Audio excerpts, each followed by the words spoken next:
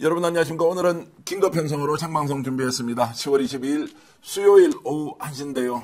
오늘 이 방송 함께 패널로 참여하신 두 분 소개하겠습니다. 고발사주의 작가죠. 조성은 공익제보자 나오셨습니다. 어서 오십시오. 안녕하세요. 조성은입니다. 요즘 활약이 대단한데 오늘 속보를 중심으로 여러분들께 가장 빨리 해설해드리겠습니다. 이분 뉴스 대표기자죠. 김대호 기자 함께 하겠습니다. 어서 오십시오. 네, 안녕하십니까. 반갑습니다. 예, 오늘 지금 저희들이 여러분들과 함께 얘기 나눌 게 지금 동부지검에서 마약 외압 사건에 대한 합동수사, 정확하게 말씀드리면 합동수사팀이 구성됐는데 조금 전에 동부지검 합동수사단장에 최수양 부장검사를 임명했다. 합동수사단 구성이 왜 됐는지, 그것이 실질적으로 제대로 된 수사를 할 수 있는지 없는지 조성 작가 오늘 오전까지 계속 취재했는데 여러분들께 알려드리도록 하겠습니다.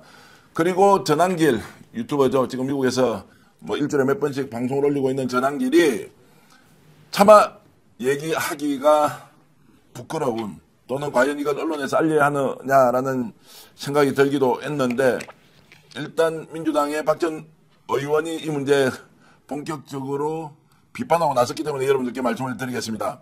이재명 대통령이 싱가포르에 비자금 1조 원을 숨겨놓고 있다라는 어처구니 없는 주장을 했는데, 이것들을 완전히 어떤 식으로든 법적 책임뿐만이 아니라 사회적으로 아예 배제시킬 수 있는 방법이 없느냐라고 할 정도의 심각한 가짜뉴스를 지금 퍼뜨리고 있다. 물론 본인이 주장을 하고 있지만 인용이라는 형식을 빌렸는데요. 이것도 좀 이따가 자세히 알아보도록 하겠습니다. 그리고 김용범 정책실장 며칠 전에 미국 갔다 돌아왔고 뭔가 한미 간의 협상이 마무리되고 있다라는 발언을 했는데요. 오늘도 또 긴급하게 미국으로 갔습니다. 뭔가 구체적으로 세부사항 논의할 거 있는 거 아니냐라는 것까지 여러분들께 알려드리겠습니다. 임성근 사단장 휴대폰 비밀번호 하나님의 사랑으로 새벽에 수십 차례 고민을 해본 끝에 20자리에 이르는 그 비밀번호를 알았다라고 하면서 특검에 제출했는데요. 말 그대로 꼼수 중에 꼼수, 그렇다고 구속영장 청구를 피하겠다라는 작전인데 그렇게 될지 안 될지 오늘 얘기 나눠보겠습니다. 조금 전에 들어온 속보부터 얘기를 좀 하겠습니다. 김건희와 관련된 것인데요. 어저께 아마 시사인 출신이죠. 지금 뉴스공장에 주진우 기자가 폭로했던 사진 한 장이 있었죠. 자, 그 사진 먼저 잠깐 보면서요. 자, 이게 경회로 건정전에 김건희가 2023년 10월입니다. 9월 12일 날 저기에 지금 갖고 이배용 국가교육위원장입니다. 함께 동석을 했는데 저기가 국보인데도 들어갔다. 이게 말썽이 엄청 생겼지 않습니까? 조금 전에 국정감사에서 김건희가 저기에만 있었던 것이 아니라 건정전 내부에 용상에 직접 앉았다. 역대 어떤 대통령도 용상, 임금이 앉던 자리는 어느 누구도 접근할 수 없는 그 자리에서 1분 또는 2분 동안 앉아 있었고 어떤 발언을 했다라는 것이 국회에서 집중적으로 질타가 됐는데, 지금 어디까지 지금 확인이 되고 있습니까? 지금 가장 중요한 부분은 저런 문화재나 이런 시설의 국가의 이제 중요한 문화재 같은 걸 관리하는 사람들이 항상 배석되어 있지 않습니까? 그것들을 전부 물리고 CCTV까지 전부 없애버리고 저렇게 지금 말도 안 되는 일들을 계속해서 해나가고 있다는 게 이 부분이 첫 번째 사안이 아니다.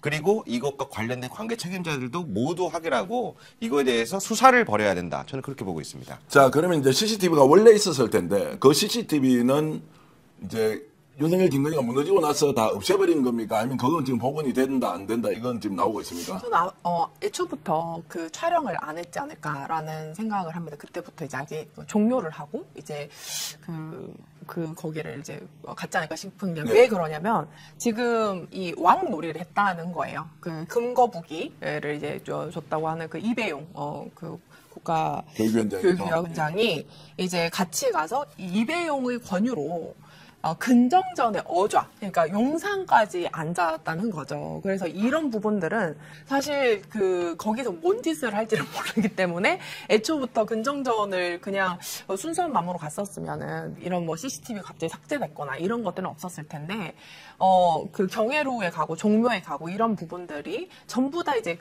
사실 임금과 관련됐어요. 저는 이 키워드들이 다 임금이라고 생각해요. 왕. 근데 왕의 어떤 그 묘소, 그다음 왕의 어떤 그것을 이제 모셔가던 종묘라든지 그리고 뭐 경회로뿐만 아니라 이런 근정전까지 갔다는 것은 자신이 어떤 그 권세나 이런 것들을 거의 왕에 이제 가깝다라고 이제 착각을 하면서 거기를 거니는 그 모습을 만끽하기 위해서라도 그 모든 그 어떤 CCTV나 이런 것들을 다 이제 제거를 하고 이미 거기를 있었지 않을까 이런. 자, 이 부분도 이제 CCTV가 원래 작동이 되지 않았는지 있던 걸 훼손했는지 포렌식으로 다시 복원해 볼 수 있는지 수사기관에서 수사를 해야 한다라고 지금 이제 우리 그 김 기자는 얘기를 했는데.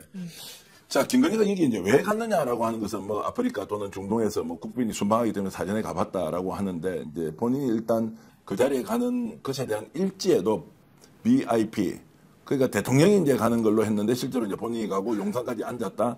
국가교육위원장도 있었다. 그러면 방송에서 제가 딱 한 번 말씀드렸는데 국가교육위원장이 근거부기를 갖다 주고 되었다 안 되었다라고 이야기 지금 나오고 있지 않습니까? 수사 과정에서 밝혀졌는데 김건희가 한 번씩 이배용 국가교육위원장을 어머니라고 불렀다는 거예요. 그런 이야기도 제가 직접 들은 바가 있어서 네. 전언이긴 하지만 두 사람이 특수관계로 뭔가 의도를 가지고 갔다라고 우리가 추측할 수 있습니까? 자, 제가 지금 김건희 재판을 다니면서 네. 지금 많은 분들께 알려드리고 싶은 점은 뭐냐면 지금 사실 김건희 특검 그리고 이어지고 있는 김건희 재판에 주는 명태균의 공천 여론조사에서 시작됐습니다. 그리고 이로 인한 인사 개입, 권력형 비리에 해당하는 게 일부가 시작된 거예요. 그럼 김건희 씨는 윤석열 씨와 다르게 왜 재판에 참석을 하는가? 양형의 목적을 두고 있는 사람이에요. 내란 우두머리 수계의 사형과 무기징역과 다르게 양형의 목적을 두고 있는데 그런데 지금 나온 것처럼 지난번에 종묘 차담회 마크 로스코의 일가족 사실 그 부분을 제가 저번에 말씀드린 적이 있는데 코바나 콘텐츠가 대한민국의 세계 최고 전시를 개최할 수 있었던 부분인데 그거는 코바나 콘텐츠의 김건희의 개인형 비리로 이어지는 부분인데 문제는 이제 국가의 일부분을 사적으로 사용한 부분. 그리고 또 하나는 이번에 특검에서 국가 이배용 교육위원장 관련해서 근거무기를 압수수색 영장을 청구했을 때 거기에 검찰뿐만 아니라 경찰들의 프로필까지 나왔는데 특검이 이거에 대해서 영장을 재청구를 합니다. 이 부분도 압수수색을 물품으로 다시 재청구를 하는데 이거를 없애버렸다는 거 아닙니까? 일가족이. 그러니까 세 가지로 나뉘어야 되는 겁니다. 김건희 특검의 권력형 비리가 한 가지 있고 두 번째로는 개인형 비리가 있고 세 번째로는 가족형 비리가 있는데 이 세 가지를 모두 수사해야 의미가 있고 이것에 대한 실체적인 진실을 파악할 수 있다라고 저는 입장을 한번 정리해 보겠습니다. 자, 날짜를 오늘 이제 그 민주당의 이견 의원이 2023년 9월 10일 상황일지에 대해서 이제 설명을 했는데요. 9월 10일이면 이제 집권 1년 지났을 때죠. 취임하고는 이제 1년 4개월 정도 지난 시점에 경회로와 흥복전을 잇따라 방문했다. 그리고 경복궁에 한 2시간 정도 머물렀다. 화요일은 휴궁일이었답니다. 이제 궁에 아무도 일반인이 들어갈 수 없는데 그날 일지에 VIP라고 표시를 했던 것을 출입일지에서 확인을 했다는 것입니다. 유산청 관계자는 김 여사가 건정전과 흥복전 내부도 둘러봤고 최영정 당시 문화지청장과 경복궁 관리소장이 동행했다라고 이제 했는데 지금 이것뿐만이 아니라 그 곳에서 용상에 직접 앉아서 1, 2분 정도 있었다. 그러면 이거에 오늘 양무석 의원의 질의를 보면 자 누가 거기에 앉으라고 했느냐? 앉았을 때 어떤 얘기를 했느냐라는 것까지 했는데 이제 묵묵부답이었습니다. 누구냐? 정용석 지금 국장이 정용석 사장이죠. 이분이 지금 네. 국립박물관 문화재단입니다. 국립박물관 문화재단 사장이고 그 당시에는 대통령실에서 행정관으로 이제 근무했던 맞습니다. 사람인데 네. 그냥 이제 둘러치기를 하면서 일단 제대로 대답을 하지 않았는데 자 이거 지금 뭐 일파만파 번지고 있는데 이거 이제 막 쇼킹하다 이런 거보다 김건희니까 충분히 그렇게 했을 네. 것이다. 뭐 이론의 여지가 없다 이런 생각까지 드는데.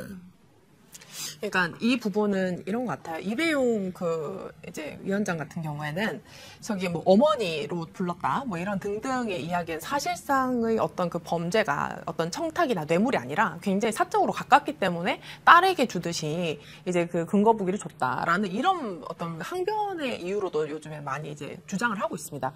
그렇고 이제 그것뿐만 아니라 지금 이제 굉장히 내밀한 국가교육위원장이 근정정을 왜 갑니까? 그렇잖아요.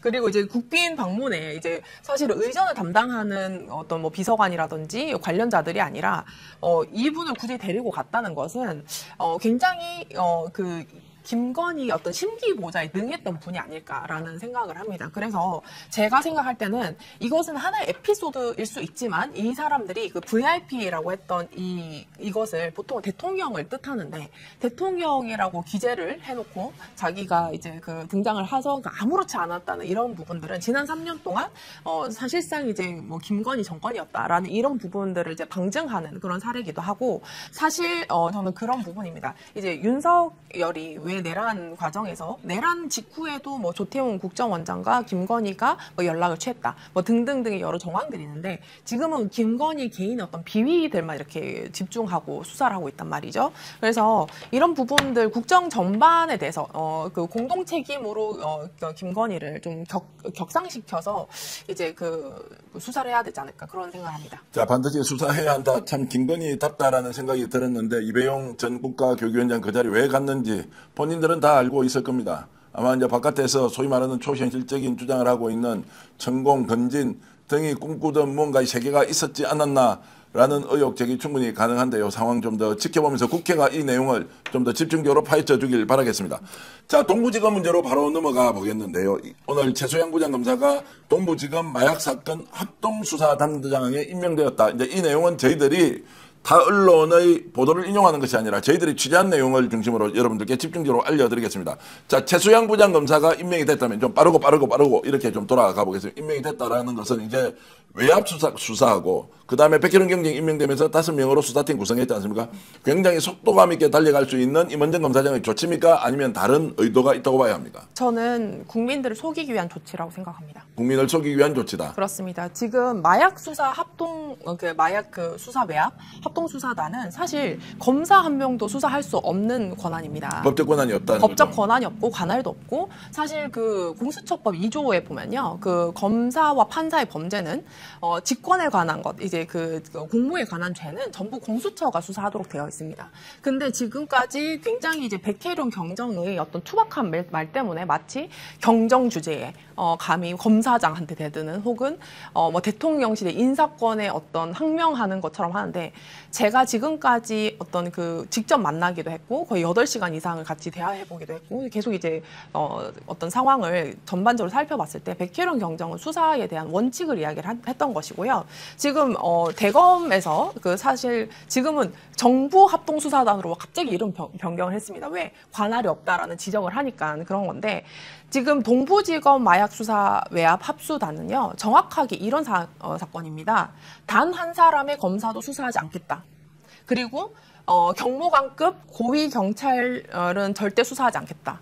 이런 의미의 합수단입니다. 그렇기 때문에 저는 마치 수사 정결권도 원래 형사 과장이 가지고 있는데 정결권을 줬다는 듯이 어떤 큰 직권을 줬다는 듯이 이런 것들이 있었고 그리고 사실은 검사 단 한 명도 수사할 수 없는 마약 수사 외압 합수단이 갑자기 부장검사 합수단장을 임명했다라는 이런 것들을 일주일에 한 번씩 그냥 정기적으로 약간 언론 브리핑을 하고 있단 말이죠. 언제 지금 뭐 존경할 수준으로 이제 수사가 됐다고 했었는데 지금 합수단장을 임명하는 건 또 뭐며 저는 이거는 정말 오히려 초기 수사가 정말 잘 돼야지 끝에 수사가 잘 된다는 건 저는 고발사주 사건이 정말 초기 수사 때 엉망진창이 됐기 때문에 끝에 정말 엉망진창으로 끝났던 경험 때문에 제가 정말 피를 토하는 심정으로 이건 잘못됐다라고 알리고 싶습니다. 좀 이제 빨리빨리 제가 정리해서 좀 나눠보겠습니다. 첫 번째, 지금 이제 마약 외압 사건 수사는 서울동부지검에서 합동수사팀에서 하고 있지만 자, 법적으로 만들어져 있는 권한으로는 지금 개별 검사들에게는 수사를 할 수가 없다. 그 말은 검사를 제외하고는 나머지는 수사를 하지만 검사를 빼버리면 이게 외압 수사의 본체는 드러날 가능성이 없기 때문에 네. 사실상 수사팀이 있으나 없으나 똑같은 결과다. 지금 공수처의 그 수사 관할은 대통령실 3급 이상의 어떤 비서들, 그리고 지금, 경무관 이상의 경찰, 그리고 검사, 판사, 그 평검사, 평판사까지도 모두 공수처 관할입니다. 그렇기 때문에 지금 검찰에서 수사 외압, 이것은 마약 수사 외압 사건은요, 마약 유통 사건이랑 전혀 다른 사건입니다. 그렇기 때문에 마약 수사를 외압했다는 것은 직권남용의 범죄예요. 그렇기 때문에 여기서 어디서부터 이 그 수사 외압이 시작됐느냐 하면 그 세관 직원을 특정을 했는데 그 영장 청구부터 안 했던 검사들의 그 행위부터가 이 외압의 시작이었거든요. 그렇기 때문에 그 검사들, 그러니까 평검사 한 명조차도 왜 그때 영장을 발부를 안 했는지, 어떤 지시에서 그런 판단을 했는지, 이게 뭐 국정원에서 안 움직였다 등등등도 왜 안 움직였는지, 이런 것들은 고위 간부에 대해서는 이 직권남용에 대해서 그 검찰은 전혀 그 수사 관할권이 없습니다. 근데 이것을 갖다가 대통령실이 그랬다, 임은정의 얼굴로 계속 이런 식으로 지금 검찰 자체에서 그 관할권이 없고, 그리고 특히나 이번에 검찰청 폐지 법안을 통과시키면서 결국은 수사권이 완전하게 종식돼서 분리가 되는 것이 이제 방향성 아닙니까? 근데 관할도 없는 수사권으로 계속 수사를 이어가겠다라는 그런 잘못된 것, 그리고 이것을 임은정 검사장의 이름과 얼굴로 이 사실을 숨기고자 하는 그런 굉장히 나쁜 의도가 있다. 그런 의도가 있다고 이제 여러 차례 지적을 했음에도 불구하고 오늘 동부지검이 최소영 부장검사를 합동수사단장으로 임명한 이유는 그런 뭡니까? 이분이 과거에 이제 뭐 전두환을 고 조비오 신부님의 어떤 명예훼손이나 여러 가지로 이제 그 전두환이 생전에 있을 때 이제 기소를 했던 검사로 이제 나름 유명합니다. 그래서 지금 약간 그 범진보 진영에서 비판받지 않을 부장검사급의 인물을 그냥 그 합수단에 그냥 창원지검이 있었어요. 이 사람 갑자기 여기다가 발령을 냅니다. 이분은 뭐 중요범죄 수사단에 있었던 적이 있지만 이분이 무슨 뭐 권력 사건을 수사한 적도 없고, 그 다음에 어떤 마약 유통을 수사한 적이 없어요. 그래서 저는 이거는 보여주기식 인사다. 보여주기다. 그러면 실제 수사가 진행되지 않겠다고 계속 이제 비판적 시각을 유지하고 있고, 저는 좀 더 이제 좀 면밀히 좀 상황을 좀 지켜보자는 쪽인데, 지금 김 기자가 볼 때는 어떻습니까? 지금 사실 지금까지 언론과 여러 유튜브에서 나온 내용이 사실 대부분 뒤집어지고 있는 부분인데요. 이 부분에서 간단하게 정리를 해드리자면, 지난 3월에 이 백혜련 경정과 관련된 마약 사건들을 상설 특검을 하자라고 넘어갔는데, 지금 사실은 김건희 특검, 윤석열 특검, 최상병 특검, 이 3특검이 중점으로 들어가다 보니까 현재 4개월이 지난 시점에도 별다른 결과를 못 내고 있어서 수사 진전이 되지 않고 있어서 이재명 대통령이 이 부분은 엄중 수사해야 되는 부분이다라고 해서 따로 동부지검과 백혜련 경정에 대한 파견 지시를 해서 성역 없이 수사하라까지 지금 나왔지 않습니까?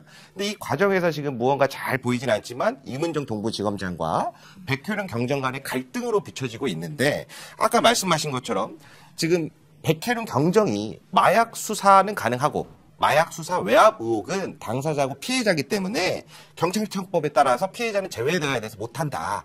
그러면은 백혜련 경정은 마약 수사 외압 의혹 수사를 하고 싶은데 못하고 해서 화가 난 것인가? 그렇지 않다. 마약 수사도 하고 싶은데 문제는 뭐냐면은 실질적으로 지금 5명에 주어져 있지 않습니까?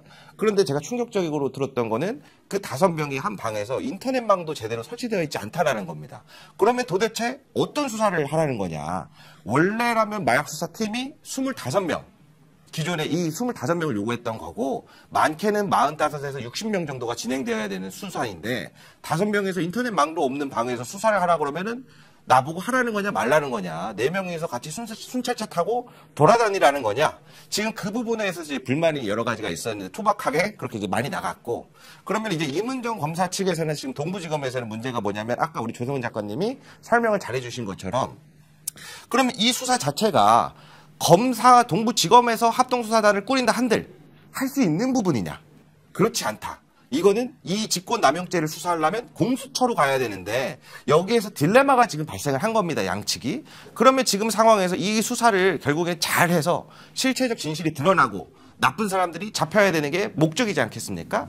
그런데 이들이 지금 오늘날에는 서로 여론의 영향과 많은 지지자들에게, 국민들에게 질타를 받으니까 본인의 이미지에 대해 보완하는 부분으로 자꾸 진행이 되고 있고, 실질적으로 지금 오늘날까지 이루어진 것은 마약 수사든 마약 수사 외압 의혹 수사든 어떤 것도 진전되는 데 있어서 도움되는 조치는 아직까지 안 나오고 있다는 게 주된 평가라고 정리드리겠습니다. 누구 잘못이에요?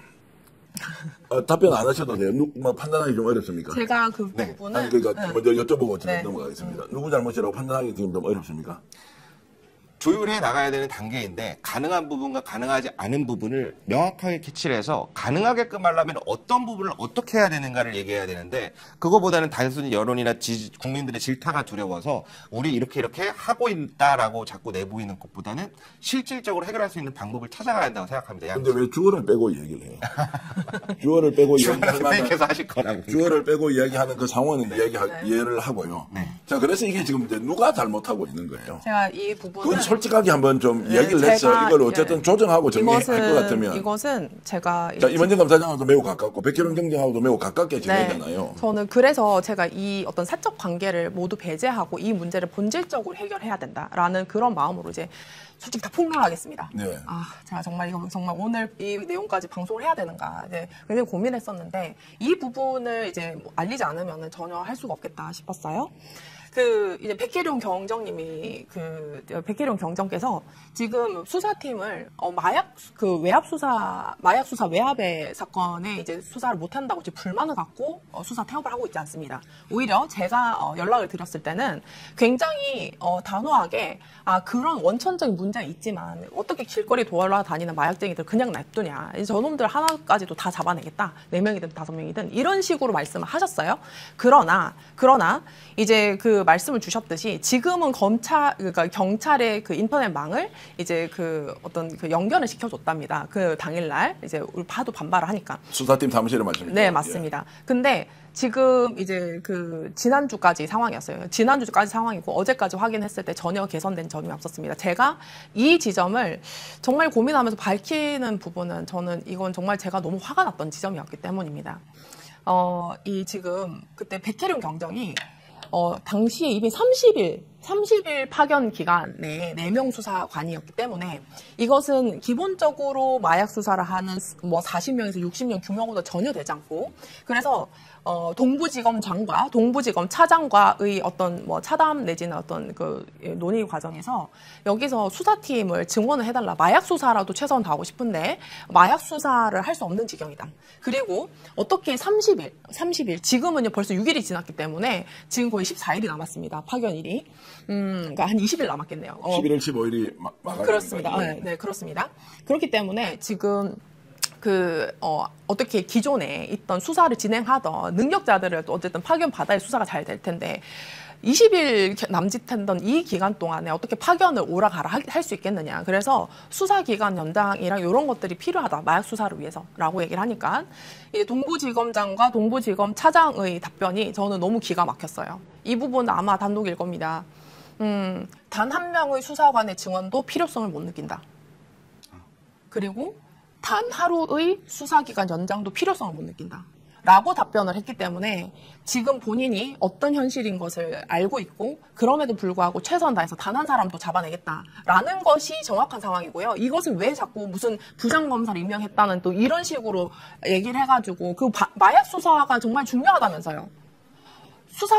검사 한 명도 수사를 못하는 그런 것들을 국민한테 숨기고 왜 이런 언론 플레이를 하냐 이겁니다. 저는 이거는 동부지검장만의 문제가 아니라 저는 대검찰청과 법무장관과 법무부 이 모든 사람들이 이렇게 결합하지 않았으면 이렇게 밀고 나갈 수 없다고 생각합니다. 자, 지금 이제 조성은 작가가 했던 이야기 간단히 요약하면 5명, 백혜련 경정을 포함한 5명의 이제 수사관들이 수사팀을 구성하고 있는데 정원을 요구했는데 임원정 동부지검장이 여기에 대해서 단 한 명의 정원도 필요성을 전혀 못 느낀다. 자, 그리고 날짜도 당연히 30일밖에 파견이 안 됐으니까 지금 파견 명령은 백혜련 경정 이걸 좀 연장을 해야 하는데 단 하루도 연장해 줄 의향이 없다, 필요성이 없다라고 네. 한 사실을 네. 자, 만약에 대검과 어느 정도 사전에 조율을 하고 법무부 장관도 조율을 하고 봉욱 민정수석까지 이 내용을 알고 있다면 네. 알고 있다면 전제를 붙여야 됩니다. 네. 그럼 이것은 백혜련 경정을 파견해 주는 것으로 네. 그냥 형식적 구성만 해놓고 마약 사건이든 마약 외압 사건이든 수사하지 않겠다라고 하는 거 똑같잖아요. 그렇죠.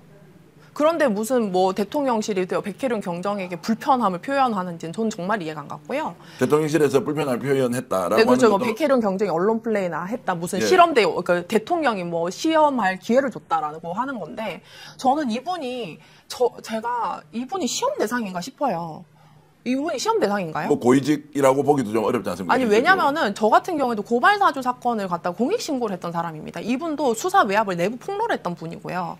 그러면은 이분은 그때 당시로 수사를 잘할 수 있도록 지원을 해줘야 되는 사람이지 대통령이 갑자기 인사임 명령을 내렸다고 해가지고 거기에서 그냥 고분고분하게 따르지 않으니까는 대통령실에서 갑자기 저 사람은 대통령 시험 기회를 줬는데 저렇게 언론 플레이만 한다 이런 식으로 대하는 것은 그리고 제가 정말 기가 막혔던 것은 어떻게 마약 수사를 했던 사람이 어떤 기초적인 조언을 해주지 않았나? 동부지검장과 동부지검 차장에게?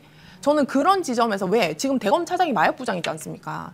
이 동부지검 마약수사단이 지금 뭐 정부합동수사단이라고 이름을 몰래 이제 그 교묘하게 바꿨는데 원래 이것은 그 대통령이 6월 10일 날 상설특검도 이미 통과가 됐는데 이거 특검 임명을 해야 되느냐라고 이제 물으니까는 갑자기 노만석 대검차장이 그 대검 마약부에서 합수단을 차린 거예요. 그래서 거기에다가 경찰이랑 FIU랑 몇 명이서 이제 파견 나와라고 이렇게 해서 초기에 진행을 했는데 나중에 대검 그 마약부장이 당시에 이제 마약부장이기도 했고 그 다음에 그 내란 당시에 마약부장이었던 노만석 이제 대검차장이라고 비난을 받으니까 대뜸 동부지검으로 임은정 검사장이 던진 겁니다. 근데 저는 여기까지는 임은정 검사장이나 이제 동부지검에서는 어쩔 수 없는 상황이라고 제가 정말 양해를 했고, 그리고 저는 이런 상황들도 좀 이해를 하면서 수사를 원활하게 잘 해야 되지 않겠느냐라고 이제 그 백혜룡 경정님한테도 말씀을 드렸어요. 근데 이런 모든 상황들을 제가 직접 눈으로 확인하고 보다 보니까 제가 그 나오면서 뭐라고 말씀드렸는지 아십니까? 아, 경정님, 제가 설득하러 왔는데 제가 설득 당했습니다. 이런 거 나왔습니다. 자, 우리가 알고 있는 임은정 검사장이 저렇게 할 사람이 아니잖아요. 네. 마약도 수사하고 외압 사건도 수사를 하고도 남을 만큼 정의감이 넘치는 분으로 알고 있잖아요. 그래서 이제 저도 혼란스러운데 이거 지금 임은정 검사장에 대해서 오해를 하고 있는 건 아닙니까? 아니면 임은정 검사장이 저게 진짜 본인의 진심이어서 백혜룡 저거 다 사기꾼이야, 거짓말쟁이야, 허언증이야 라고 하는 정도로 이상한 문제 제기만 하고 있는 사람이다 라고 이제 취급을 하고 있다는 것은 받아들일 수가 없지 않습니까? 임은정 검사장이 지금 임은정 검사장 우리가 어떻게 지금 봐야 돼요? 임은정 검사장은요, 올해 7월 4일 날 어떻게 얘기를 하셨냐면, 본인도 검사를 못 믿어서 공수처에 고발을 했던 사람으로서 백혜룡 경정이 지금 그 대검의 어떤 대검이나 지금 합수단에 대해서 검찰을 전혀 신뢰를 할 수 없다라는 걸 너무 이해하고 있기 때문에 이건 검찰의 수사가 안 된다고 7월 4일 날 말씀하셨던 게 임은정 검사장이었어요. 네.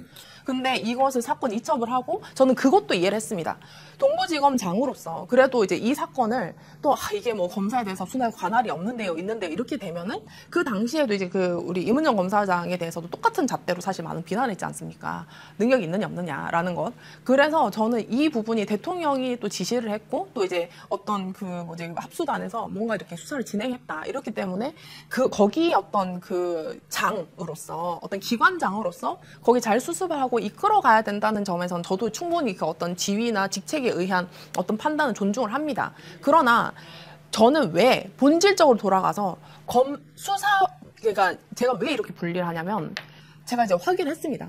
임은정 검사장의 메시지를 확인했어요. 근데 마약 수사 외압 사건과 마약 수사를 분리를 시킨 것이 검찰이에요. 임은정 검사장이었고요. 그리고 그렇다면은 그렇기 때문에 이 사건에 대해서는 본인이 피해자니까 수사를 할 수 없고 마약 수사만 해라 라고 했기 때문에 저도 그럼 똑같이 질문하고 싶은 겁니다. 마약 수사 외압 사건은 직권남용 범죄인데 거기서 어떻게 성역 없는 수사를 검찰이 할 수 있느냐. 법적으로 안 돼 있다는 법적으로 공수처법에 아예 되어 있어요. 네. 지금 오늘도 지금 최혜병 특검이 오늘 공수처랑 지금 압수수색을 하고 있습니다. 왜? 직권남용 범죄를 공수처에서 제대로 수사하지 않았다는 이유로 지금 압수수색을 하고 있어요. 그렇기 때문에 대통령실에서 전화가 갔든 경찰청 차장급 이상의 경찰 최고위 간부들이나 이 사람들이 개입이 됐든 누가 됐든지 이 사람들을 수사 외압의 당사자로 이제 정확하게 수사를 하려고 해야 성역 없는 수사 아닙니까? 이재명 대통령이 요청했던 그 사람들에 대해서 전혀 수사 권한이 없어요, 검찰은. 근데 이거를 갖다가 왜 계속 수사 전결권을 줬다? 원래 경정이라는 직책이 총경은 경찰서장입니다. 그리고 경정은 형사과장이라고 하지만 우리가 형사과장이라고 하니까 보통 그냥 어떤 일반 기업의 과장이라고 생각하는 것 같아요. 그게 아니라 모든 수사 전결권을 갖고 있는 수사에 관한 모든 권한을 갖고 있는 것이 형사과장이다. 그렇기 때문에 백혜룡 경정은 당시 마약 수사 당시에도 모든 수사 전결권을 이미 가지고 있었어요. 이미 가지고 있었고 본인의 전결 사안으로 수사를 했고 그걸로 이제 30kg 이상의 마약을 회수를 했고 그 사람들 30명 이상을 기소를 해가지고 지금 그렇게 성과를 냈던 분인데 이 원래 있는 수사 전결권을 마치 시혜를 베푼 것 마냥 동부지검에서 지난주에 그렇게 화요일날 발표를 했습니다. 그리고 오늘 또 한 주에 하나씩 무슨 국회에서 일요일마다 무슨 정치인들이 떠드는 그런 식으로 지금 하고 있어요. 저는 이거를 제가 정말 임은정 검사장 검찰개혁을 위해서 정말 많은 노력을 했고 저도 거기에서 정말 응원했고 함께 했던 사람으로서는 정말 응원을 하고 있지만 적어도 이 사안에 대해서는 정말 솔직하지 못하다. 정말 잘못되고 있다. 그러면은 생각합니다. 지금 결국 검찰에서 개입됐던 내용을 봐주기 위해서 네. 아예 이 사건을 그냥 동부지검장에게 넘겨버리고 대검에서 네. 그리고 동부지검장은 받아보니까 수사를 할 수가 없어. 네. 그렇다고 내칠 수도 없는 상황에서 그냥 들고 있는데 결과적으로는 마약 사건 수사는 이루어지지 않는 것. 그리고 백혜련 경영에 대해서는 감정이 워낙 상해 있고 월권을 한다 생각하니까 자신은 용납할 수 없는 이런 이제 감정 싸움으로 비화되는 것. 이게 국민들을 생각하면 이게 뭐냐고. 마약 사건은 마약 사건대로 외압은 외압대로 수사가 제대로 되는 걸 보여줘야 하는데. 네. 도저히 이해를 할 수가 없는데 이원희 검사장이 최근에 어떤 본인의 견해를 밝힌 게 있습니까? 계속 그 공보로만 하시더라고요. 예. 대변인으로 이렇게 얘기하시고. 수사 잘 되고 있대요? 네, 잘 되고 있답니다. 근데 그럼 결과 곧 나오겠네. 저는 정말 의아한 게 지금 입건을 22명을 했답니다. 근데 고발해서 사건 배당되면 다 입건이 되는 거예요. 예, 예. 그리고 82개인가요? 그 휴대폰 포렌식 했답니다.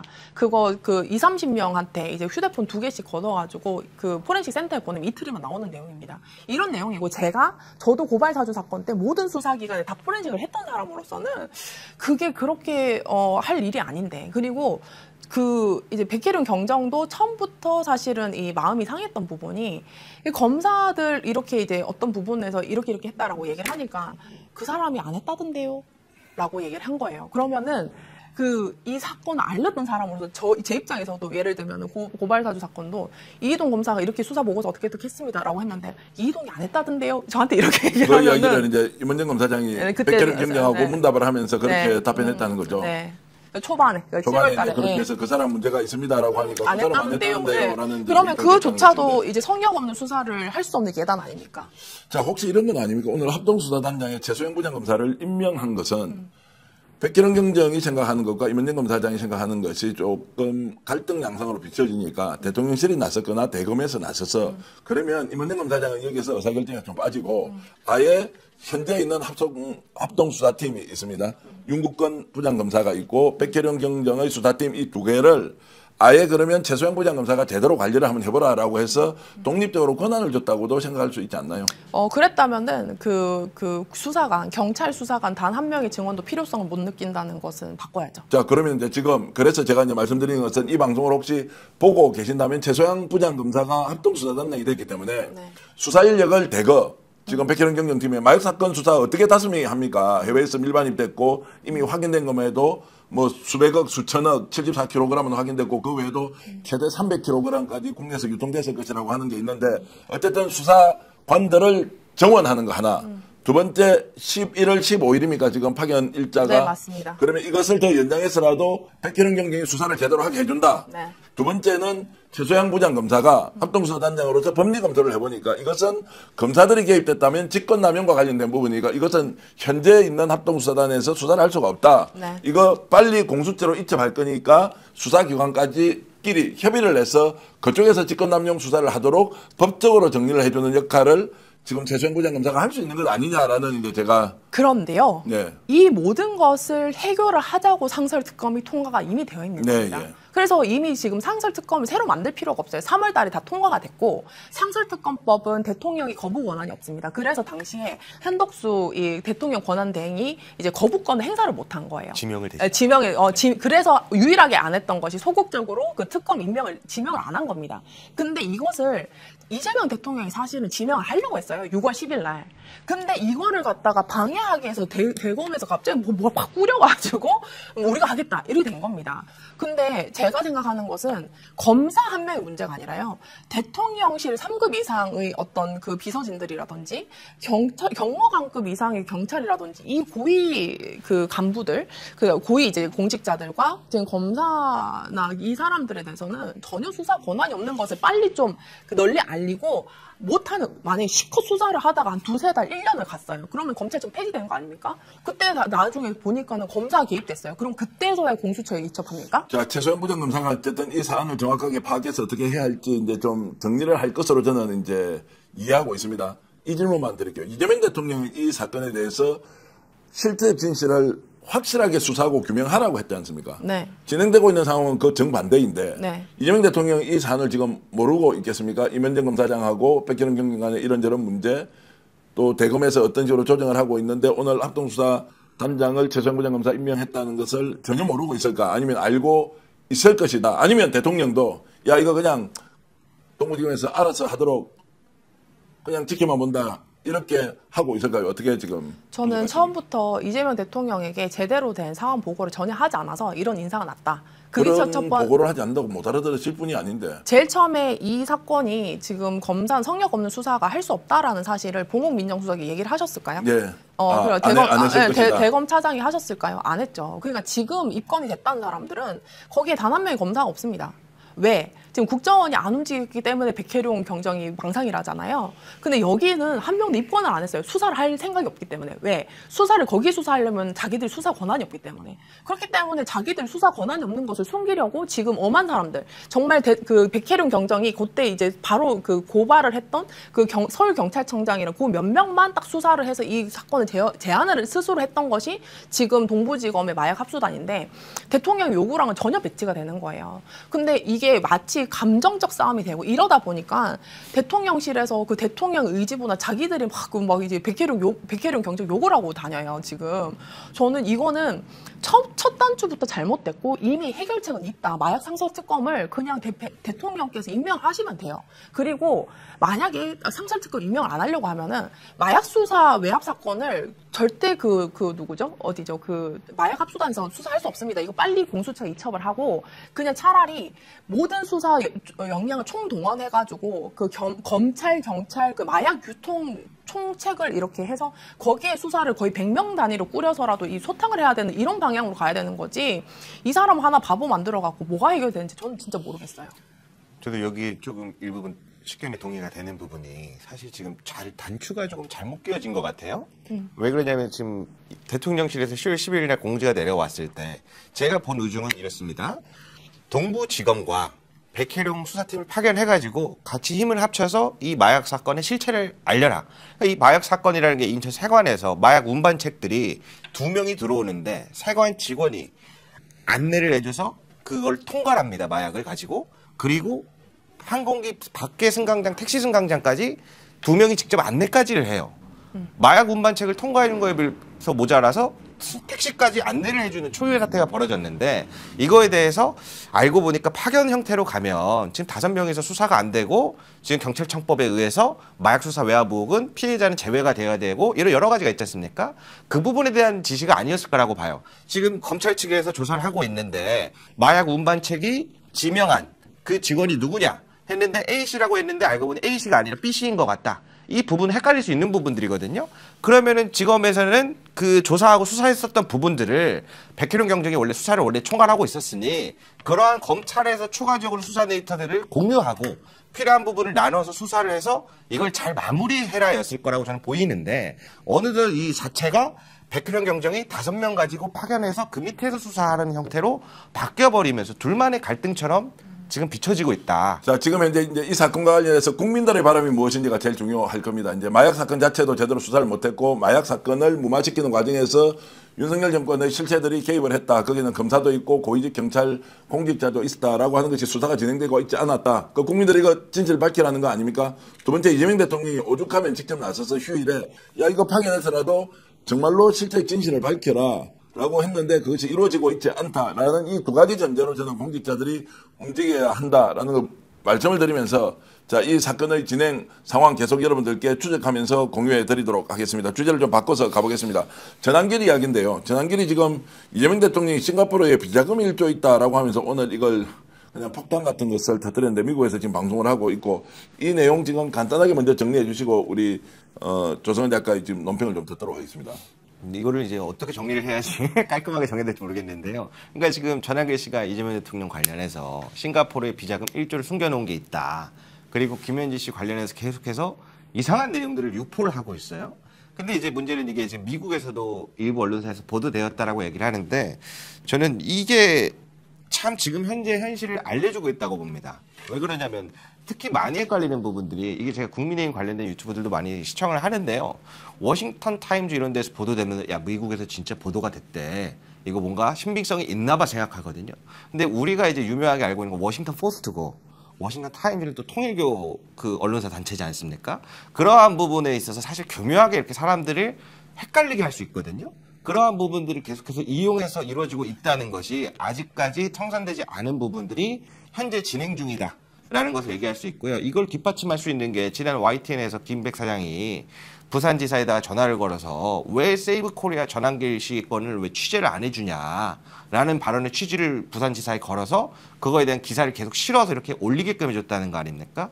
이게 사실은 지금 어떻게 보면 뒤에서 이루어지고 있는 이 유착 관계들이 현재에도 끊임없이 진행되고 있고 그 부분의 일환이다. 저는 이렇게 보고 있습니다. 자, 더불어민주당 박지원 의원이 이런 내용에 대해서 정신이 많이 나갔다라고 하면서 페이스북에 올리고 또 상당히 비판을 많이 하고 있는데요.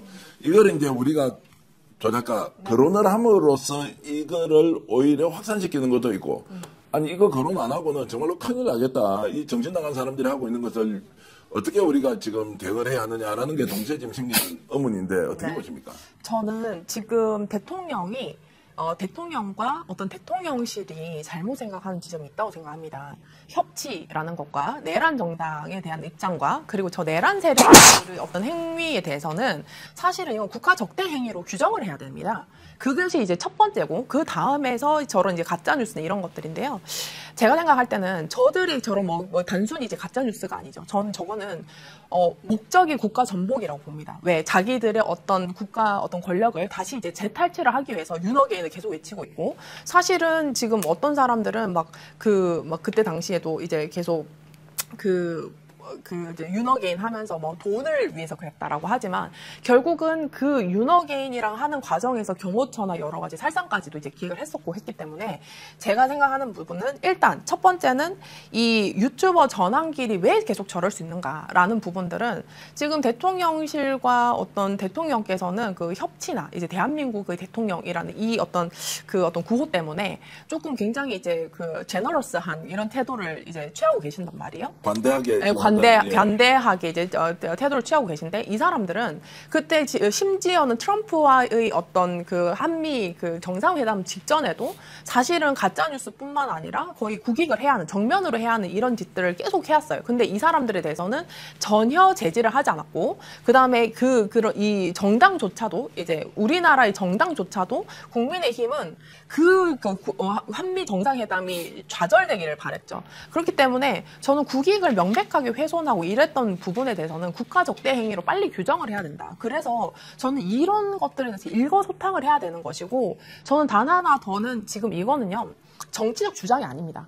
정치적 주장이 아니라 이것은 내란에 개입됐던 이 내란 선동과 내란 동조의 의견들이에요. 그렇기 때문에 이런 부분들을 갖다가 마치 그 협치의 대상이다. 그 사람들도 정치적 의견을 표명했다라는 것으로 이제 대하다 보면은 이런 뭐 일조서 이런 가짜 뉴스도 마치 여러 가지 정당한 정치적 의혹 제기인 것처럼 얘기가 되는데, 저는 다시 이제 우린 12월에서 한 발자국도 나아가지 못했습니다. 그렇기 때문에 저는 이 전환길 이런 사람들을 저는 인터폴에다가 그냥 신고해가지고 적색수배로 적색수배 해가지고 그 잡고요.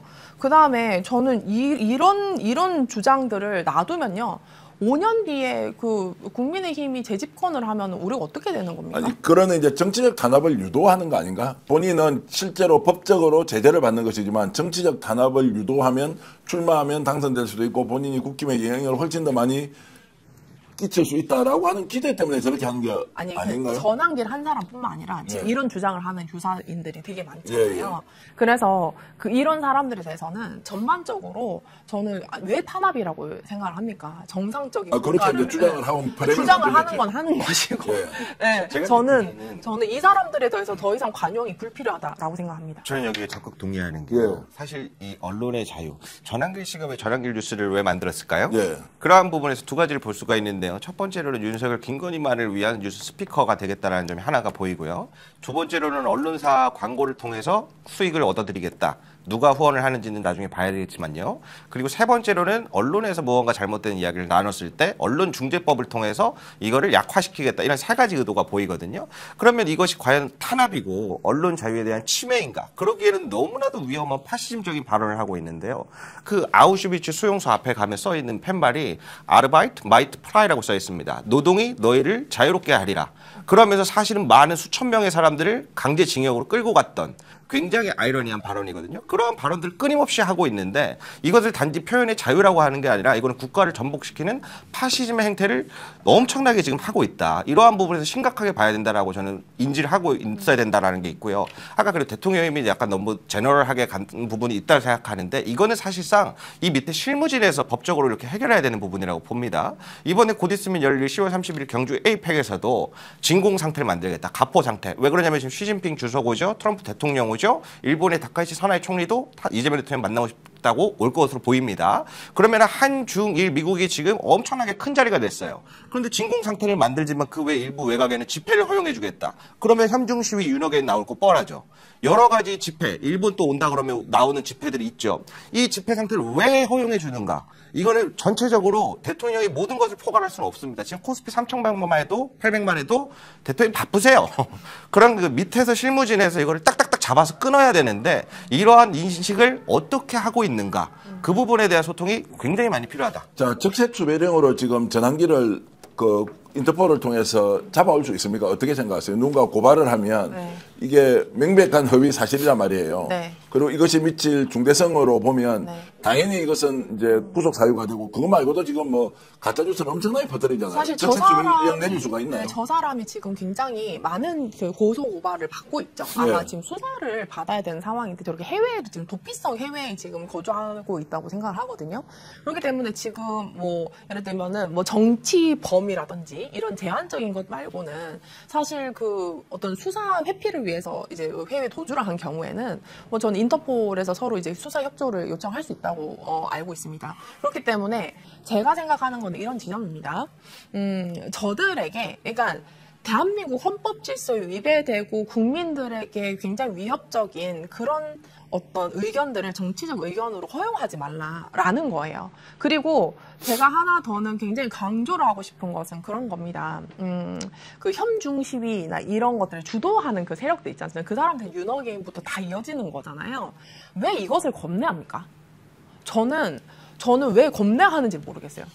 불편해하는 게 아니라 저는 그 또 하나 더는 아까 이제 뭐 코스피 3,800 오늘 뭐 3,900을 찍냐 마냐 뭐 다시 내려간다 뭐 이러고 있는데 저는 코스피 5,000이 대단합니다. 대단하죠. 그러나 만약에 현중시가 저렇게 이제 그 개판이 치고 저 사람들은요 코스피 많이 가도 좌빨이다 이러면서 이 모든 그 펀더멘탈이 다 무너졌다고 호도를 할 사람들이. 저 사람들이 뭐 중국에서 돈이 들어와서 지금 뭐 네. 코스피를 끌어올리고 있다라고 뭐, 주장을 하고 있으니까 네. 저것들 당장 감옥에 쳐넣어야 될 것 같은데. 아니, 그냥 정신병자들인 거죠. 그러니까 제가 정신병이란 단어가 너무 폭력적이 들릴까봐 그렇죠. 제가 참 그 절제를 하고 있는데 저는 그 다른 대체 단어를 할 수가 없어요. 저건 정신질환적인 상황인 거지. 그리고 제가 생각하는 부분은 이런 겁니다.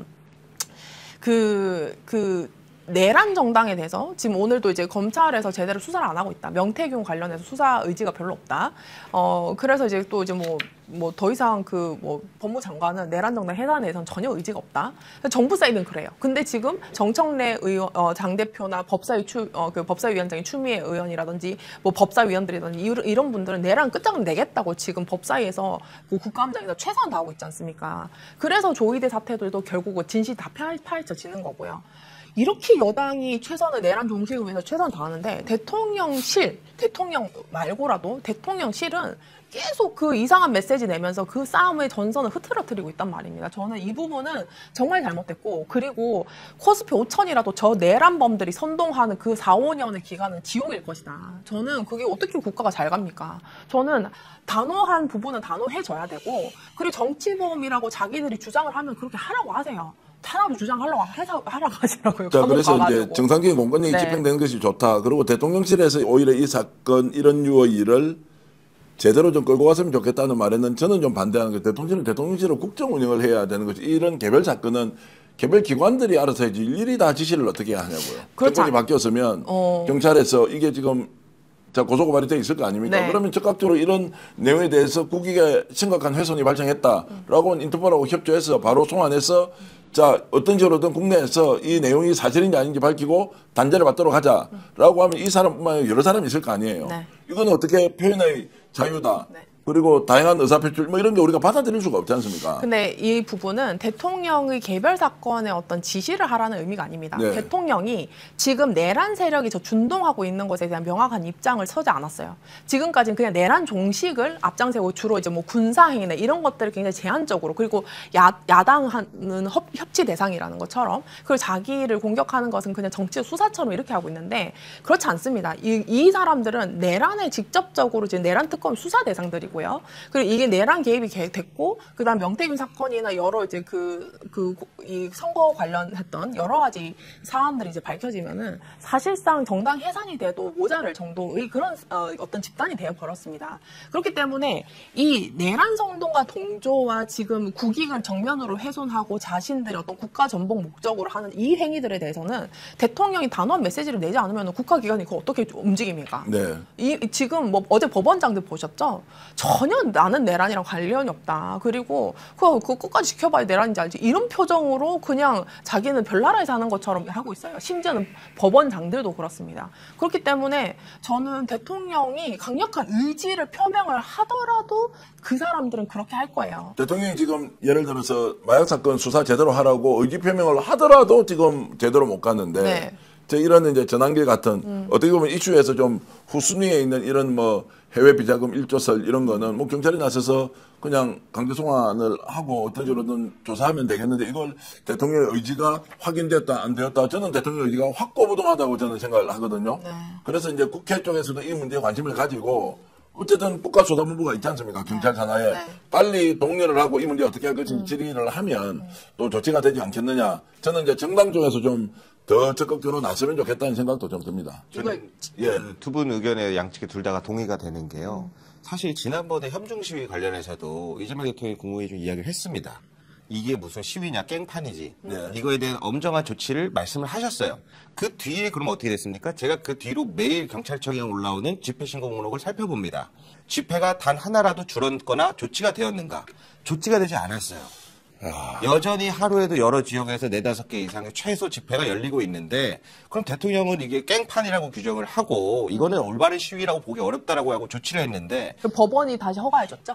그게 그렇죠. 네. 그러한 부분에서 전혀 조치가 되지 않고 있는데 그때 그 다음에 어떻게 할 것이냐가 이 다른 문제점 해결을 찾는 게 아니라 이래서 안 되고요. 저래서 안 됩니다. 지금 이 상황이 계속해서 반복되는 거에 대해서 한번 우리 국무위원이나 장관분들, 기관부 장들이 결단을 내려야 된다. 이제. 아니 근데 저는 이 지점에서 유호중, 정성호 그다음에 이런 분들 앉혀가지고 어떤 이제 잡돌이를 하자. 이제 우리 지금 나라 돈 먹는 거 한번 다 털어서 진짜 깨끗하게 하자.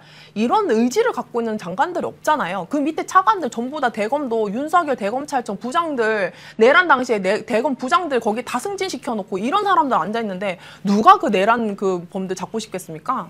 저는 장관 인사도 이제는 다시 고민을 해봐야 되는 지점이다. 그런 생각도 저희들이 이제 이런 얘기를 하고 있으면 또 불안을 조성하느냐 뭐 이렇게 비판하는 분도 있는데 그런 의도가 전혀 없다는 말씀드리면서 저는 김민석 국무총리가 이 사안을 지금 APEC 정상회담 열리고 뭐 여러 가지 이제 국가적 사안들이 많이 있는데 좀 적극적으로 나서서 각부 장관들이 할 일은 무엇인지 또 집권 여당인 민주당은 어떤 일을 해야 하는지를 좀 더 열심히 다방면으로 좀 심도 있게 논의를 했으면 좋겠다. 이거 용서할 수 없다. 싱가포르에 비자금 1조 원이 있다라고 하는 사람이 표현의 자유라는 이름으로 그냥 다니면 우리도 바깥에 나가서 그냥 난도질 당해서 쉽게 이야기하면 그냥 똥걸레 되고 만다. 이런 생각까지 제가 들기 때문에 의견이 다른 것과 가짜뉴스를 아예 이렇게 정말로 핵폭탄급으로 만들어 돌리는 사람에 대해서 제재하는 것은 완전히 다른 문제다. 이렇게 하면서 좀 넘어가 보겠습니다. 주제 좀 바꿔야 하는데요. 긴급하게 김용범 정책실장이 지금 이제 미국으로 다시 갔습니다. 관세 협상이 이제 뭔가 최종적으로 타결하고 있다라고 이렇게 이제 보고 있습니다. 어떻습니까? 지금 이제 APEC 때 한미 정상회담에서 뭔가 큰 틀에서는 이제 사인을 할 수 있다라고 이렇게 전망을 하십니까?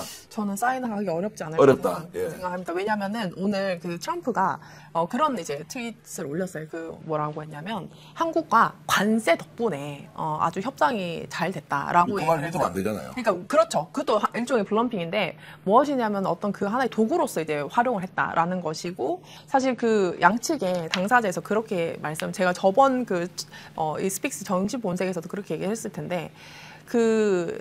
미국이 기뻐하면 우리는 불안해해야 된다라고 얘기를 했어요. 그때 당시에. 왜냐면은 미국이 굉장히 기뻐하는 그런 협상은 우리나라의 국익이 굉장히 훼손되는 경우도 이제 굉장히 높다 보니까 그런 지점들을 이제 감안을 해야 된다. 그리고 심지어는 트럼프가 한국 와서 에이펙 와가지고 게임판을 치더라도 그것도 이해를 해야 된다라고 생각했어요. 왜? 우리나라가 그 3,500억 불 줄 수 없지 않습니까? 우리나라가 IMF 올 수 없잖아요. 그렇기 때문에 그 국익을 최우선시해야 된다는 대통령의 그 기조를 지켜내야 된다라고 했는데 이제 큰 틀에서 이제 두 가지 이제 협상 쟁점이 이제 남았다고는 하는데 팽팽한 대립 분야가 남았다고 하는데 이것이 작은 요소면은 얘기 안 했을 거예요. 근데 가장 큰 요소이기 때문에 얘기를 했을 겁니다. 그렇기 때문에 이 부분에서는 이제 한국도 미국도 어떻게 보면 이제 그 예를 들면 물러날 수 없는 지점에서 이 충돌이 일어나고 있다. 근데 아마도 미국에 이제 수용할 수 없는 그런 주장들이 있을 것이다. 그런 부분들. 자, 유시민 전 노무현재단 이사장, 유시민 작가는 이제 트럼프는 깡패다라고 이렇게 아예 이제 떼놓고 비판했습니다. 윤석열이었으면 돈 엄청나게 퍼부었을 건데 정말 여러분들은 어떻게 생각하시느냐라는 이제 질문까지 던졌는데 트럼프는 깡패다. 제가 이제 아쉬운 점이 하나 있습니다, 김 기자. 네. 이런 상황이 벌어졌을 때 이제 지난번에 우리 국민들이 거기 이제 강제 억류를 당하고 완전히 인권 침해 받으면서 마치 정말로 자범 취급을 받고 이렇게 했지 않습니까? 그때 대한민국 국회가 직접 미국에 가서 현장에서 상황을 직접 조사를 하고 네. 또 미국에 있는 조약 그러니까 이제 그 의회 의원들과 좀 만나서 이야기를 하고 또 백악관에도 좀 어떤 식으로 가서 항의 방문 같은 걸 좀 하고 또 이번에 이제 이런 일이 벌어지고 있을 때 국회에서 결의안 같은 것도 좀 만들어서 미국 트럼프 이렇게 하지 마라라고 하면서 적극적으로 나가서 국회가 좀 방어를 해주면 그래도 좀 협상할 때 좀 이렇게 공간이 열리고 이렇게 할 것 같은데 그런 부분은 어떻게 보세요? 이게 정말로 대통령 혼자 해야 되는 일인가요? 말씀하시면 굉장히 효과가 있을 거라고 보이거든요. 네. 민주당 일부 의원분들 그런 걸 하긴 했습니다. 근데 이제 개인적으로 국회 나와서 이런 아니고 뭐 바깥에 무슨 일이 있으면 100명씩 모여가지고 막 걸기대 이런 거 하잖아요. 이게 왜 그러냐면은 아무래도 한국이다 보니까 국내 여론에 굉장히 영향을 많이 받는다고 느껴지는 게 지난 한국 조지아주 그 체포 사태가 얼마나 많은 국민들 놀라게 했습니까? 네. 그런데 사실 그 일환에 뭐가 있냐면 그 직전에 한국 체포 직전에 뭐가 있었냐면 이민 단속법이 1심, 2심에서 위헌 판결이 났어요. 너가 어떻게 체포하는 데 있어서 사람 생김새, 언어, 사는 지역을 특정해가지고 체포를 한다는 게 말이 되냐. 이건 위헌적이다. 인종차별적이고 위헌적이다라고 1, 2심에서 위헌이 났는데 대법원에서 최종 판결이 나기 전까지는 재량권을 인정해주자라고 해서 스테이 판결을 내주면서 바로 이제 국토안보부에서 압박을 합니다. 야, 내가 몇만 명 실적 내라 했는데 6개월 동안 5천 명밖에 못했지 않았냐? 그러면서 이루어졌습니다. 그럼 이민단속법 국토안보부에서 올렸던 영상이 뭐냐면 사람들을 체포하고 거기에다가 그 포켓몬스터 카드에다가 조롱하는 듯한 영상을 쭉 하면서 올려요.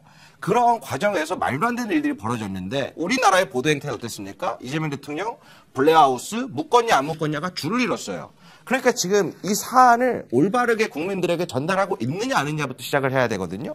그러니까 완전히 다른 보도가 나가고 있어요. 이게 첫 번째가 있고 그럼 트럼프 대통령과의 관세 협상을 과연 잘 맞추는 게 중요한가? 저는 그렇게 보지 않는 게 이거를 잘 끝내면 뭔가 안정이 될 것 같고 기업들도 이득이 좀 돼서 방향을 잘 잡을 수 있지 않을까라고 생각할 수 있는데요. 지난번에 핀란드 가가지고 정상회담을 했어요. 근데 거기서 트럼프 대통령이 뭐라고 얘기를 했냐면 공정함이라는 표현을 굉장히 많이 씁니다. 관세 협상에 있어서.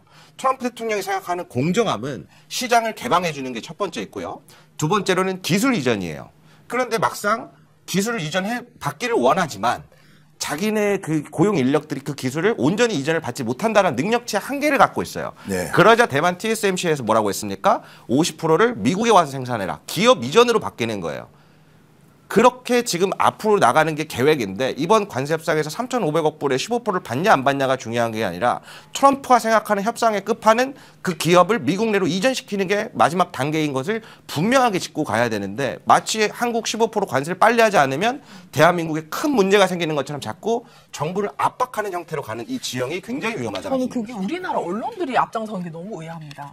언론들은 지금 나라가 잘 되고 안 되고 이런 것보다는 이재명 대통령을 비토하는 쪽은 무조건 안 되기를 바라는 분위기고 또 이재명 대통령을 지지하는 이제 절대 다수의 국민들은 어쨌든 뭐 국익이 우선이니까 나라가 잘 돼야 한다. 네. 협상에 대해서 뭔가 뚜렷하게 납득할 만한 것이 아니면 이제 받아들여서는 안 된다 이런 것이 문제되어 있는 것 같습니다. 일단 이 주제는 요 정도 하고요. 마지막으로 짧게 어제 심각한 일이 벌어졌는데요. 백악관 캐롤라인 대변인이 이제 기자가 질문을 합니다. 트럼프 대통령이 푸틴과 2주 내에 헝가리 부다페스트에서 만난다고 하는데 그 장소는 누가 정한 겁니까? 라고 질문을 해요. 근데 캐롤라인 대변인이 뭐라고 대답하냐면 Your mom did라고 네 엄마가 그렇게 정했다라고 대답을 해요. 예. 이게 백악관 대변인의 공식 답변입니다. 예. 지금 미국이 어떤 상황으로 흘러가고 있는지를 정확하게 국민들에게 보도를 해줘야 국민들이 지금 미국과 이런 협상은 위험할 수 있다라고 판단할 수 있는데 그 답변은 어떤 의미입니까? 그러니까 쓸데없는 질문을 하지 마 이런 뜻인가요? 굉장히 우리나라식으로 치면 일배식한 답변이죠. 예. 굉장히 일반적으로 통용될 수 없는 답변이죠. 그러니까 그 의도가 뭐냐고. 쓸데없는 질문을 하지 마 이 말입니까? 그렇죠. 나는 답하지 않겠어 하는데 이게 이미 정상 범주를 벗어난 상황인 것을 인지를 해야 된다는 거죠. 예. 미국 정부가 지금 제정신이 아니다 뭐 이렇게 그렇죠. 보고 있어야 한다는 말씀이고. 그냥 그 대변인이 혹은 뭐, 그렇죠. 뭐 예를 들면은 뭐 님이 뭐 이런 느낌이에요. 그래서 말이 되냐고요. 그러니까는 약간 저도 사실 그거 보면 Your mom did 이렇게 얘기를 했어요. 근데 저는 말씀하셨듯이 이 협상은 사실 저는 오히려 완성이 되어 간다라고 하니까 더 걱정이 되더라고요. 자, 완성이라기보다는 이제 과정에서 납득할 만한 그 내용이 아니면 이제 협상 종료하지 않을 것이라는 거 확신을 갖고 계시면 될 것 같고요. 네. 이 질문 하나씩만 드리겠습니다. 임성근이 새벽에 기도를 하다가 갑자기 휴대폰 번호, 비밀번호가 생각나는데 알고 보니까 20개더라. 이걸 이제 특검에 가져갔습니다. 네. 근데 폰은 지금 누가 가지고 있느냐? 없어. 특검이 없어. 휴대폰 번호만 줬어. 지금 이거 어떤 이야기입니까? 누가 설명 좀 하실래요? 네, 우리 기자님이. 예. 자, 간단하게 정리를 해드리자면 지난 최혜병 특검 관련해서 임성근의 휴대폰을 제출을 받았었어요. 그런데 핸드폰에 20자리의 비밀번호를 걸어버립니다. 그래서 이제 한동훈 씨가 생각나는데 그래서 이제 비밀번호를 못 풀고 있다가 결국 핸드폰을 임성근 씨한테 돌려줬는데 이제 관계된 최혜병 특검과 임성근 사단장 관계된 5명이 구속영장 청구가 되면서 최혜병 특검이 어느 정도 수사를 확보를 하고 진척을 내서 구속을 청구하려고 하자 갑자기 하나님의 사랑으로 20자리의 비밀번호가 기억났다면서 비밀번호를 제출하러 갑니다. 근데 방금 말씀하신 것처럼 아이러니한 게 뭐가 있냐면 비밀번호를 제출하지 핸드폰을 또 제출 안 했어요. 그러니까 이게 지금 대놓고 어떤 식으로 여론을 활용하고 있는가. 이런 이 오만한 부분에 대해서 명확하게 지적을 해줘야 된다고 봅니다. 저는 이 임성근 이분이 그때도 되게 특이한 행동 되게 많이 하셨잖아요. 이제 왜냐면 최혜병 특검이 소환도 안 했는데 자기가 막 거기 앞에 가가지고 막 자기 이제 조사받으러 왔다고 부르지 않았는데 그랬고 그다음에 이번에 그 박성웅 씨인가요? 이렇게 연예인들과 이제 같이 식사한 이종호 등과 이제 식사한 사진이 나왔는데도 거기에서 계속 거짓말, 그 국회 이제 국감장에서도 계속 거짓말하면서 싱글싱글 웃으면서 거짓말을 하고 지금까지 그 사람이 막 얘기를 하는 것들 보면은 굉장히 이게 특이하다. 그리고 어느 순간 왜 저러지? 그리고 정상적이지 않은 반응들은 지금 계속 하고 있지 않습니까? 제가 그 얘기를 들으니까 업데이트가 안 되는 것 같아요. 분명 엊그제까지 국정감사에서 네. 만난 적 없다. 이종호 씨랑 식사하고 만난 적도 없는데 어떻게 식사를 하냐. 그런데 이제 배우 박성웅 씨가 오후 11시 와고 합류한 사진을 딱 공개를 했지 않습니까? 그러니까 지금 업데이트를 안 하고 그냥 답변을 하는 것 같아. 계속 아니라고 우기는 식으로.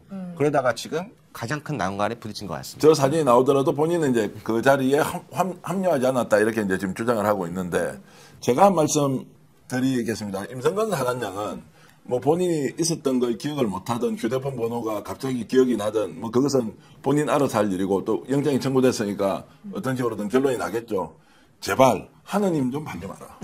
제발 하느님 좀 팔지 마라. 네. 종교를 갖고 있는 것은 현실 세계에 우리가 우리 자신을 되돌아보기 위해서 절대자를 믿고 있는 사람이 많은데 그거 팔면서 네가 범죄 저지른 거 덮으려고 하지 마라. 농담이라도 하나님이라는 말 좀 제발 좀 끄집어내지 마라. 이런 조언을 좀 드리고 싶습니다. 네, 오늘 두 분 함께 방송 잘했는데 시간 간 줄 몰랐습니다. 자, 잠시 광고 말씀드리겠습니다. 약정 끝 현금 찬스. 여러분들 인터넷 휴대폰 정수기 렌탈과 관련돼서 약정이 끝났다면 128만 원 최대 혜택 받을 수 있는 인터넷 비교원 1670-2571 전화하시면 여러분들 혜택 제대로 받을 수 있습니다. 인터넷 TV 신규 가입 시 48만 원, 휴대폰 구입 시 최대 50만 원, 정수기 렌탈 시 최대 30만 원 드리고요. 그리고 인터넷 가입과 동시에 알뜰폰 또는 휴대폰 세로 장만 없이 현재 쓰고 있는 휴대폰 통신사만 변경해도 최대 30만 원 혜택을 드립니다. 인터넷 성능 비슷비슷하지 않습니까? 혜택 잘 비교하시면 좋겠습니다. 비교원은 23년 동안 60만 명의 누적 가입자 983억 원의 누적 현금 상품을 지급했습니다. 개인정보 보안 사고도 한 건도 없었습니다. 8억 원 이상의 보증보험을 가입해서 한 번도 억울한 일 없도록 준비된 비교원 인터넷 휴대폰 정수기 비교는 비교원에서 하십시오. 자세한 내용은 1670-2571 통해서 상담받으시거나 네이버에 비교원을 검색하시고 상담 신청하면 됩니다. 스픽스보고 전화했다고 하면 비밀 혜택 더 드리니까요. 필요하신 분들 문의 많이 해 주십시오. 자동차 보험인데요. 스픽스와 더 착한 보험 파트너스가 애청자 여러분들을 위한 자신있게 준비한 자동차 보험 상담 전화번호를 개설했습니다. 운전자 보험도 마찬가지인데요. 최저가, 최적의 상품 안내해드리는 스픽스 추천 자동차 운전자 보험. 자동차 보험도 얼마, 어느 정도가 나에게 적합한지 또 혜택은 어느 정도 풍부한지 비교해 보시는 거 중요하지 않겠습니까? 지금 현재 가입한 자동차 보험 바로 전화하셔서 제대로 되어 있는 것인지 혹시 또 몇 개월 뒤에 갱신을 해야 되는 일이 있으면 미리미리 점검받아 보시고 상담 추천해 드리겠습니다. 1644-1226이고요. 매년 가입하는 자동차 보험 정말 최선인지 1644-1226 전화하셔서 비교해 보시면 좋겠습니다. 인터넷 비교원과 스픽스가 공동 상품으로 출시했습니다. 자, 다음 광고는 MSM 더블케어인데요. 여러분 관절 건강 잘 챙기고 계십니까? 나이가 들수록 무릎, 허리, 어깨 관절 수준이 많은데 요즘 MSM 이러면 온라인 쇼핑몰에서 너무너무 인기 있는 제품으로 많은 분들이 관절 제품으로 쓰고 있습니다. 6개월간 드실 수 있는 6개월간 드실 수 있는데요. 1+1 59,900원이면 이런 가격으로 구매할 수 없다. 특히 이 제품이 특별한 이유는 관절과 연골 건강에 도움을 줄 수 있는 MSM과 함께 뼈 건강에 필수적인 비타민 D까지 하나에 다 담았습니다. 말 그대로 관절 건강을 위한 더블 케어라고 할 수 있는데요. 3개월분인데요. 통상적으로 구매하면 저희가 오늘 특별히 1+1 구성으로 총 6개월분을 준비했습니다. 이렇게 넉넉한 6개월분 모두 가져가시는 가격이 59,900원입니다. 단돈 59,900원입니다. 수량 많지 않으니 서둘러 주문해 주시면 좋겠습니다. 저희들 댓글창이나 또 스픽스 모월에 가시면 이 제품 직접 볼 수 있습니다. 긴급 편성 오늘 여기까지 할 텐데요. 김대호 이분뉴스 기자 그리고 조성은 고발사주 작가 함께했습니다. 함께 인사드리면서 방송 모두 마치겠습니다. 여러분 안녕히 계십시오. 그리고 구독, 좋아요로 저희들 응원 많이 해주십시오. 구독자 많이 필요합니다. 고맙습니다. 감사합니다.